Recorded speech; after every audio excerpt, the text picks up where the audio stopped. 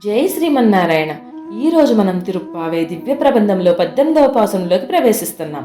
నిన్నటి పాసురంలో నందభవనంలోకి ప్రవేశించిన ఆండాళ్ తల్లి బృందం ఆ నందగోపుని, యశోదమ్మను, శ్రీకృష్ణుణ్ణి, బలరాముణ్ణి మేల్కొనమని ప్రార్థించినా వారెవరూ కూడా మేల్కొనలేదు.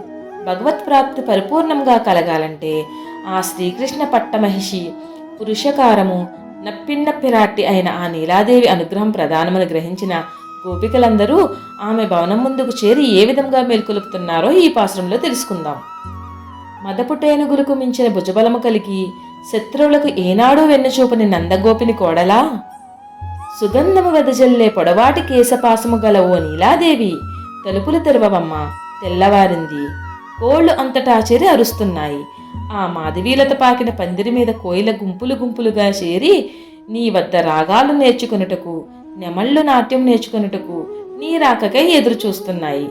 చేతిలో పూలబంతితో నిద్రిస్తున్న ఓ మేల్బంతి నీలాదేవి, నీ చేతి గాజులు గల్లు గల్లు మనగా తలుపులు తీయమ్మా అని ఆండాళ్ తల్లి బృందం ఆ లక్ష్మీదేవిని ప్రార్థించడం జరిగినది. ఆండాళ్ దివ్య తిరుడుగలే శరణం. చామంతులు, నెమలి పించాలతో కూడిన ఆండాళ్ తల్లి జడ మన నరసాపురం శ్రీ ఆదికేశవ ఎంబేరు మన్నారు కోవిలలో గోదాదేవికి అలంకరించబడి ఉన్నది.